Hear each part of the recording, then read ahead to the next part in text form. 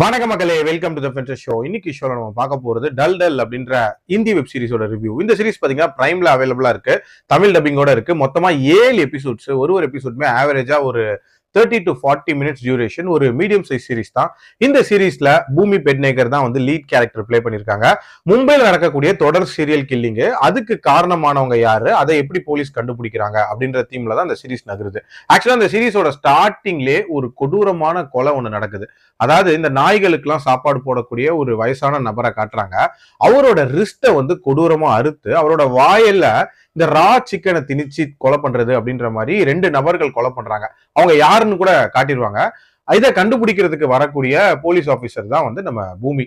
So இந்த investigation எப்படி போகுது, இதுக்கு முன்னாடி இவங்க என்னென்ன மாதிரியான சம்பவங்கள் பண்ணிருக்காங்க, அண்ட் பூமியோட பாஸ்ட்ல என்ன மாதிரியான சம்பவங்கள் நடந்துச்சு, அண்ட் இவங்களோட பிளாஷ்பேக் என்ன, டுவர்ட்ஸ் எண்ட் எப்படி ரிசால்வ் பண்றாங்கன்ற மாதிரி நிறைய விஷயங்களை சொல்லக்கூடிய ஒரு சீரிஸ் தான் இந்த சீரிஸ். இந்த சீரிஸை பொறுத்த வரைக்கும் அந்த கொலைகளுக்கான காரணம் அப்படின்ற ஒரு விஷயம் இருக்குல்ல, அதை ரொம்ப இம்பாக்ட்ஃபுல்லா சொல்லியிருந்தாங்க அப்படின்னே சொல்லலாம். இன்ஃபேக்ட் அதன் வழியா ஒரு நீட்டான மெசேஜ் அப்படின்றதே சொல்லியிருப்பாங்க.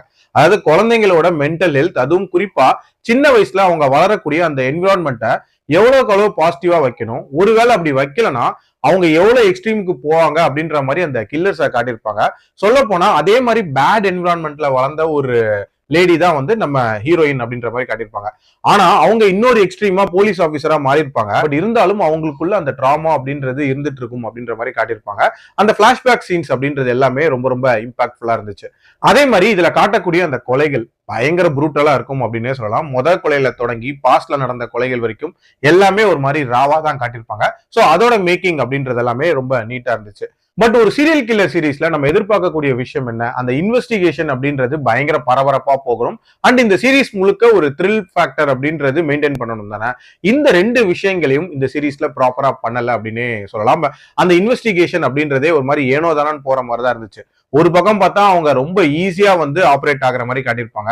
ரொம்ப டைட்டான ஒரு ஸ்கிரீன் பிளே அப்படின்றது அந்த இடத்துல இல்லவே இல்லை.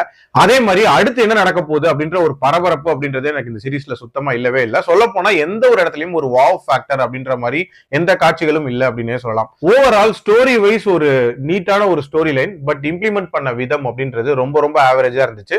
என்னோட ரேட்டிங் இந்த சீரிஸ்க்கு 2.6 out of 5. டைம் இருந்தா ட்ரை பண்ணுங்க, இல்லைன்னா ஸ்கிப் பண்ணிக்கோங்க. அடல்ட் கண்டென்ட்டை பொறுத்த வரைக்கும் இதுல பெருசா அடல்ட் சீன்ஸ் அப்படின்ற மாதிரி இருக்காது. ஆனா கோரியான சீன்ஸும் டிஸ்டர்பிங்கான சீன்ஸுமே இருக்கும். அதனால இது ஸ்ட்ரிக்ட்லி ஃபார் அடல்ட்ஸ் தான். சோ மீண்டும் அடுத்த விமர்சனத்தில் சந்திக்கிறேன். நன்றி, வணக்கம்.